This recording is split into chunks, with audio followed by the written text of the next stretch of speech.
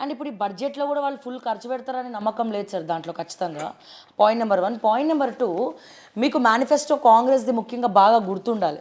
ఎందుకంటే చాలా ప్రచారాలు చేసిన వ్యక్తుల్లో కాంగ్రెస్ పార్టీ మేనిఫెస్టో గురించి మీరు కూడా వన్ ఆఫ్ ద మెంబర్ అందులో. దాంట్లో ముఖ్యంగా సార్ తెలంగాణ ఆత్మగౌరవం, తెలంగాణకు ప్రతీక ఉద్యమకారులు, అమరవీరులు, వాళ్ళ కుటుంబాల కోసం ముఖ్యంగా 250 గజాల స్థలం ఇస్తామన్నారు. ఇంకా చాలా చాలా చెప్పారు. నేను చెప్పింది జస్ట్ ఒక 1 క్వశ్చన్ నేను అడిగేది. బట్ బడ్జెట్లో ఎక్కడ కూడా వాళ్ళ గురించి ప్రస్తావన సరికదా ఏమీ లేదు. అండ్ 6 గ్యారంటీల గురించి కూడా ఒకటో రెండో పెట్టారు, కానీ అన్ని 6 గ్యారంటీల గురించి కూడా లేదు. మరి దీని గురించి ఏం మాట్లాడుతారు? తెలంగాణ ప్రభుత్వము ఈ ఎంబులం ఏర్పడ్డది 1200 మంది పిల్లలు చచ్చిపోతే 60 సంవత్సరాల సుదీర్ఘ పోరాటంతో ఈ తెలంగాణ ప్రభుత్వం ఏర్పడ్డది. ఈ బట్టి విక్రమార్క రెడ్డి ఆయన ఉప ముఖ్యమంత్రి అయ్యిండు, రేవంత్ రెడ్డి అనేట ఆయన మంత్రి అయ్యిండు, సీఎం అయ్యిండు. వీళ్ళ త్యాగాలు, వీళ్ళ ఇళ్ళల్లో ఎవరు చావలే. 1200 మంది చచ్చిపోయి 60 సంవత్సరాలు లక్షల మంది ప్రజలు త్యాగాలు చేస్తే నా తెలంగాణ కోటి రత్నాల వీణ కదా. మరి ఈ కోటి రత్నాల తెలంగాణని కోటి సార్లు ఫైనాన్షియల్ గ్యాంగ్ రేప్ చేసిరు. ఉద్యమకారులు జైళ్ళకు పోతే, ఉద్యమకారులు చనిపోతే 1200 మంది అమరవీరుల కుటుంబాలతో వచ్చిన తెలంగాణ రాష్ట్రంలో కేసీఆర్ గారు గతంలో అమరవీరుల కుటుంబాలకి న్యాయం చేయలేకపోయిండు. ఈ రేవంత్ రెడ్డి గారు 7 నెలల కాలంలో 7 అమరవీరుల కుటుంబాలకన్నా న్యాయం చేసిండా? ఎంతమంది ఉద్యమకారులకి న్యాయం చేసిండు? ఎంతమంది ఉద్యమకారుల కుటుంబాలని గుర్తించి గౌరవించి ఆదుకున్నాడు? ఈ బడ్జెట్ మొత్తంలో ఎన్ని పేజీలు ఇది? ఈ బడ్జెట్ ప్రసంగం నిన్న బట్టి 70 పేజీలు.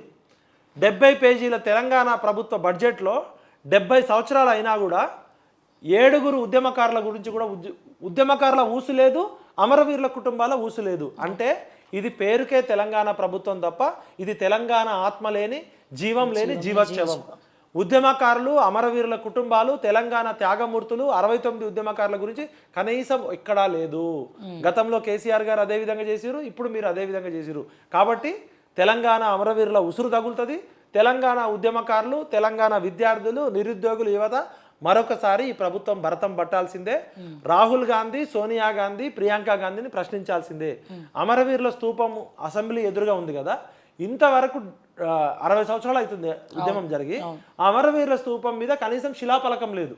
379 మందిని చంపిర్రు, 1200 మందిని మొన్న చంపిర్రు, లక్షలాది మంది నిరుద్యోగులు చచ్చిపోయారు. అయినా కూడా మీకు తెలంగాణ అమరవీరుల శవాల త్యాగాల మీద పేరాలు ఎరుకున్నారు. త్యాగాలు ప్రజలవి, పోరాటాలు ఉద్యమకారులవి, భోగాలు మీ.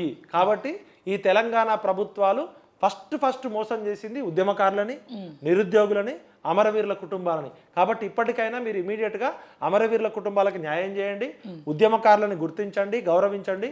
250 గజాల స్థలం ఇస్తామని ప్రజా అప్లికేషన్లని పెట్టిరు. అప్పుడు 1,20,00,000 అప్లికేషన్లు వచ్చినాయి. ఉద్యమకారులకి 250 గజాల స్థలం ఏమైపోయింది? ఉద్యమకారులకి నెలకి 25,000 రూపాయల పెన్షన్ ఏమైంది? ఉద్యమకారులకి విద్యా, వైద్య, ఆరోగ్యంలో ఇస్తా ఉన్నారు. అంటే ఉద్యమకారులని వాడుకొని మీరు ఇలా ముఖ్యమంత్రులు అయ్యారు. తెలంగాణ ఉద్యమం లేకపోతే రేవంత్ రెడ్డి ఎక్కడ ఉండేటోడు, కేసీఆర్ ఎక్కడ ఉండేటోడు, బట్టి విక్రమార్క ఎక్కడ ఉండేటోడు, కేటీఆర్ ఎక్కడ ఉండేటోడు? ఇలా మంత్రులైంది, ముఖ్యమంత్రులైంది, వాళ్ళు ఎంజాయ్ చేస్తున్నది. మనం కట్టిన డబ్బులతోటి వాళ్ళు తాగే నీళ్ళ దగ్గర నుంచి, వాళ్ళు పొద్దున్న లేసే తిండి దగ్గర నుంచి ఈ అమరవీరుల రక్తపు కూడు తిని అమరవీరులను మర్చిపోయారు. రాక్షసులు కూడా ఇట్లా చేయరు, మానవులు కాదు రాక్షసులు కూడా ఇట్లా చేయరు. కాబట్టి ఇది రాకాసి పాలన, ప్రజాపాలన మీరే తేల్చుకోండి. ఒక ఆయన ఏమో కచరా పాలన అన్నాడు, ఒక ఆయన బంగారు తెలంగాణ అన్నాడు, ఒక ఆయన ఏమో ప్రజాపాలన అంటున్నాడు.